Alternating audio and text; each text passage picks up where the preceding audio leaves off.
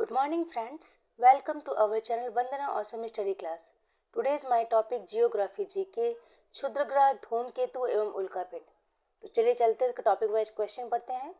My first question, मंगल और बृहस्पति की कक्षाओं के बीच सूर्य के चारों ओर परिक्रमा करने वाले सैल के टुकड़ों के समूह को क्या कहते हैं? उल्का, धूमकेतु, उल्कापिंड, क्षुद्रग्रह। इसका राइट आंसर है डी, क्षुद्रग्रह। व्याख्या, मंगल एवं बृहस्पति ग्रहों की कक्षाओं के बीच सूर्य की परिक्रमा करने वाले पिंड क्षुद्रग्रह कहलाते हैं। सभी क्षुद्रग्रह सूर्य के चारों ओर अन्य ग्रहों की तरह दीर्घवृत्तीय कक्षा में पश्चिम से पूर्व की ओर परिक्रमा करते हैं। उल्का व उल्कापिंड आकाश से गुजरने वाले कठोर पदार्थ हैं जो पृथ्वी के वायुमंडल में आने के पश्चात घर्षण से जल उठते हैं।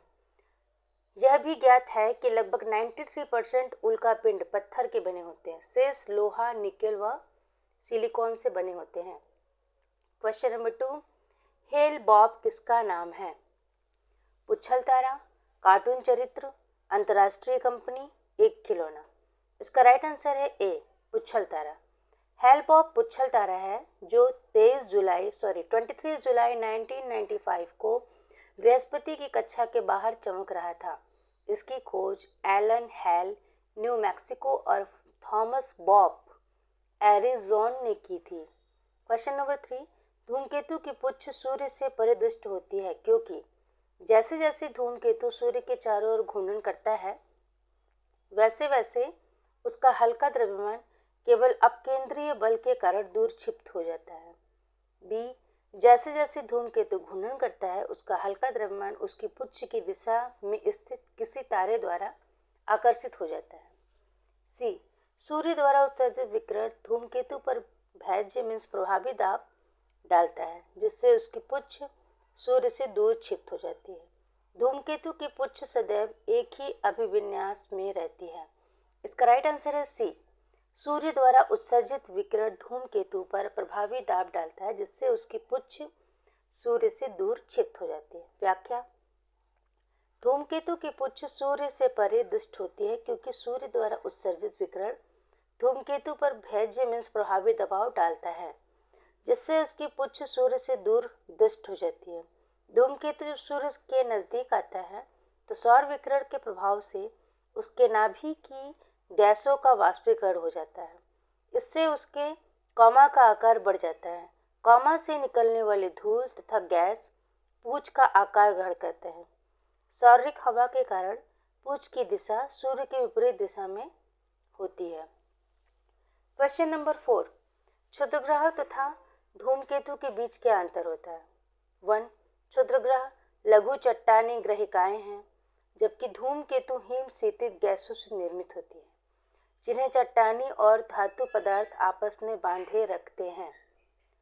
2, क्षुद्रग्रह अधिकांशतः बृहस्पति और मंगल के परिक्रमा पथों के बीच पाए जाते हैं जबकि धूमकेतु अधिकांशतः शुक्र और बुध के बीच पाए जाते हैं। 3, धूमकेतु गोचर दीप्तिमान पुच्छ दर्शाते हैं जबकि क्षुद्रग्रह यह नहीं दर्शाते हैं। उपरोक्त कथनों में से कौन से कथन सही है?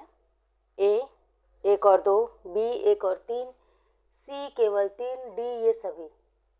इसका राइट आंसर है बी, 1 और 3। क्षुद्रग्रहों तथा धूमकेतु के बीच अंतर के संबंध में कथन 1 और 3 सही है।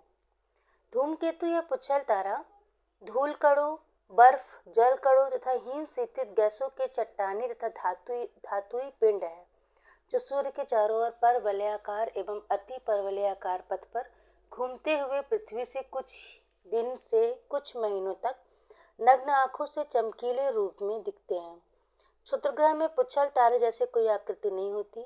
कथन 2 सही नहीं है क्योंकि मंगल और बृहस्पति ग्रह के मध्य करोड़ों किलोमीटर क्षेत्र में भिन्न भिन्न आकार की पिंडों की पट्टियां होती है जिन्हें क्षुद्रग्रह कहते हैं, किंतु धूमकेतु शुक्र और बुध के बीच नहीं पाए जाते बल्कि सूर्य के निकट आकार सौरिक हवा के कारण उल्टी दिशा में प्रवाहित होती है। क्वेश्चन नंबर 5, उल्का है तीव्र गति से चलता तारा, बाह्य अंतरिक्ष से पृथ्वी के वायुमंडल में प्रविष्ट हुए द्रव्य का अंश, सी तारामंडल का भाग, डी पुच्छहीन धूमकेतु। इसका राइट आंसर है बी। बाह्य अंतरिक्ष से पृथ्वी के वायुमंडल में प्रविष्ट हुए द्रव्य का अंश उल्का कहलाता है। व्याख्या है, बाह्य अंतरिक्ष से पृथ्वी के वायुमंडल में प्रविष्ट हुए द्रव्य का अंश उल्का कहलाता है। आकाश से गुजरने वाले कठोर पदार्थ की वह संहति जो पृथ्वी के वायुमंडल के साथ घर्षण द्वारा गर्म हो जाने पर दीप्त होकर दृष्टिगोचर होने लगती है, उसे उल्का कहते हैं। उल्का को सामान्य रूप से टूटता तारा या लियोनिड कहा जाता है। अंतर्राष्ट्रीय खगोलीय संगठन के अनुसार जब कोई कठोर संहति अंतरिक्ष में 12 से 72 किलोमीटर प्रति सेकंड की औसत गति से परवलयाकार मार्ग में गतिशील रहती है तो उसे उल्का परमाणु कहते हैं। क्वेश्चन नंबर 6, वर्ष 1998 को लियोनिड उल्का वृष्टि थी। 1. तुला तारामंडल में घटने वाली एक परिघटना। 2. एक परिघटना जो 33 वर्षों बाद फिर घटी थी। 3. एक परिघटना जिसमें टेम्पल ट्यूटल नामक धूमकेतु जुड़ा है। 4. एक टूटते तारा की परिघटना। नीचे दिए गए कूट का प्रयोग कर सही उत्तर चुनिए। ए 1, 2 और 3, बी 1, 3 और 4, सी 1, 2 और 4, डी 2, 3 और 4। इसका राइट आंसर है डी 2, 3 और 4।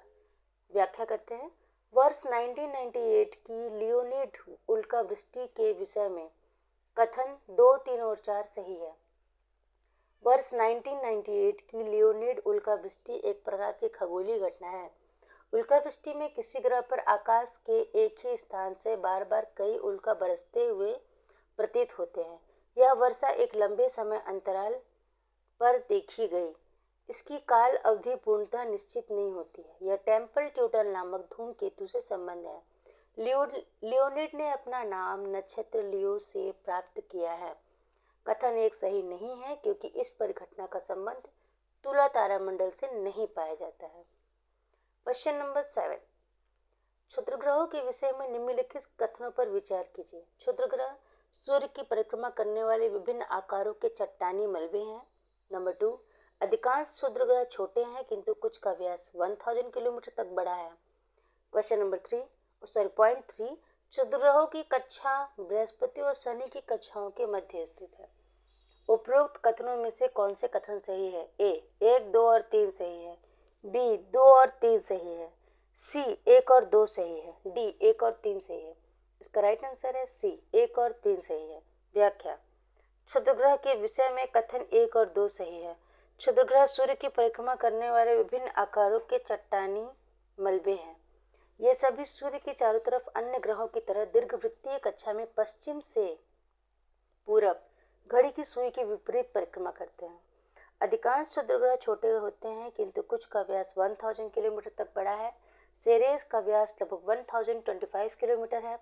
कथन 3 सही नहीं है क्योंकि क्षुद्रग्रहों की कक्षा बृहस्पति और शनि की कक्षाओं के मध्य स्थित न होकर मंगल और बृहस्पति के मध्य स्थित होती है। आज के लिए बस इतना ही। मिलते हैं नेक्स्ट वीडियो में, तब तक के लिए बाय।